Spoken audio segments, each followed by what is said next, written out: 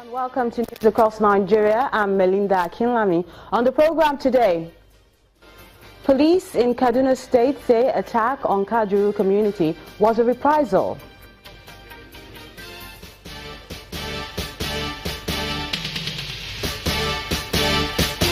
Popular musician Tuface leads the team to an IDP camp in Borno State.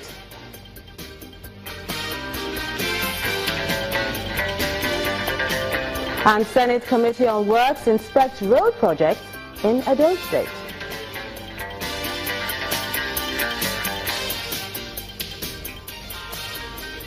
We begin with security matters. The police in Kaduna State has said Tuesday's attack that claimed 37 lives in Kajuru was not carried out by Fulani Herdsmen. Rather, it was a communal clash between Kadara youths and a Fulani settlement in the area.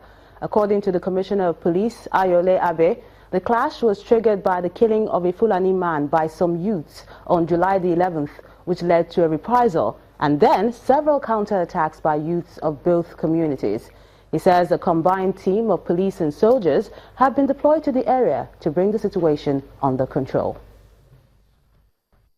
The information got to us that the attack in some of the remote villages had left about 6 persons dead and few injured. Upon this information, the youth from the community mobilized themselves and went into the bush, attacking and killing, maiming and burning down any single Fulani settlement within their sight. This incident was immediately reported to the police, and a combined team of both police and the military rushed to the area in which this incident was said to be occurring. And one thing also, we must appreciate that incident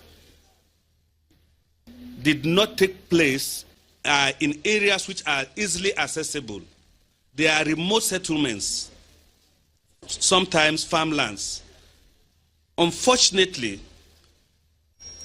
before the arrival of the police, the youths had fled, leaving behind them about 26 deaths of Fulani men, and which unfortunately are mostly women and children.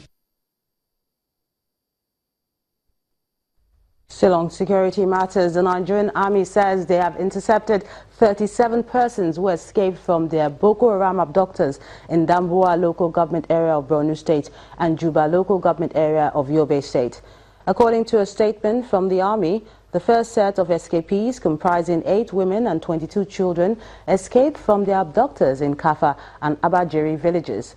The other set, made up of 7 women and children, escaped from Boko Haram hideout in Gorota village.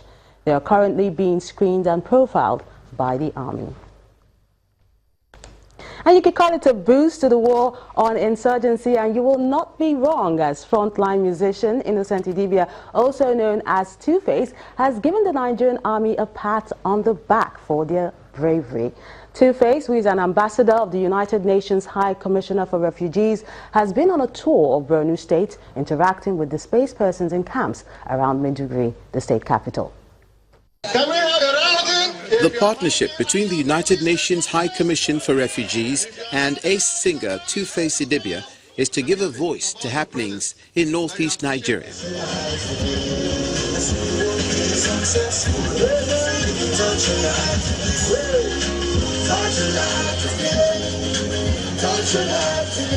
The tour is the first of its kind embarked upon by any Nigerian celebrity.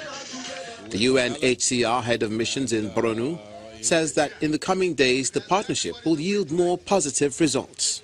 We were in Ngala, and he visited all the camps, and he interacted with children, IDPs, but in general it is a good partnership. you get to show? What do you get to say? What do you want to do for your mother? The entertainer also met with soldiers of the Lafia Dole operations at the 7th Division Maymalari Barracks, where he conveyed his appreciation to them for their sacrifices. What you guys are doing is wonderful. Putting your lives on the line for the nation is something that, you know, you cannot be compensated enough for that, you know. So I'd like to say one love to all of you. He does not play lip service to what he believes in, and it is in service to humanity and to his nation. That's why he's here today, to come and see us and boost the morale of soldiers of Operation Lafia Dole. This visit is certainly viewed as a morale booster for soldiers on the front line.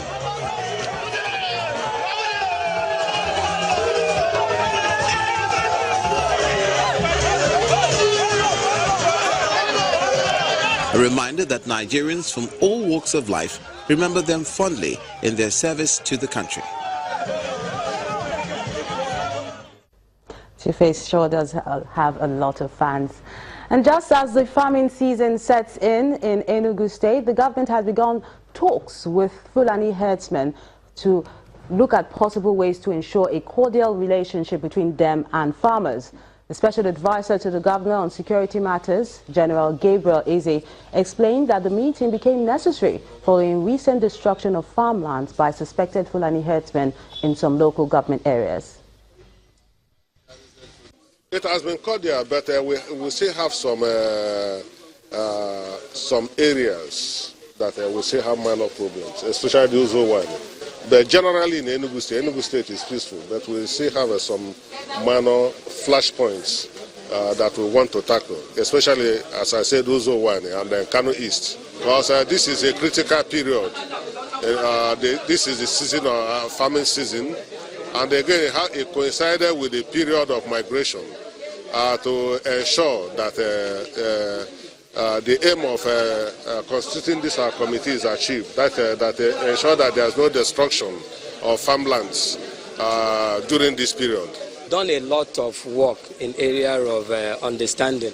We've done that in Anuri, in Udenu, Kano East, Ogu, issues, a lot of places, and we are making progress because peace is what we sue for. Peace is what we looking for always whenever we are with them, and that is the area I'm working towards, so that they will understand the program of government. They will understand that there is nothing like live and let live. Once that spirit is imbibed in whatever we are doing, we are going to have a lasting solution to the problem. The acting president, Professor Yemi Osinbajo, wants state governments to continue the drive towards improving the standard of education in schools across the country. Professor Osinbajo was speaking during a one-day official visit to Zamfara State, where he inaugurated 6 major projects carried out by the state government. He described efforts of the state government in rehabilitating some federal roads as necessary to improve the living standards of the people, while emphasizing the need for unity to accomplish the vision of educating all girls and boys across the state. Some of the projects inaugurated include blocks of classrooms and water plants.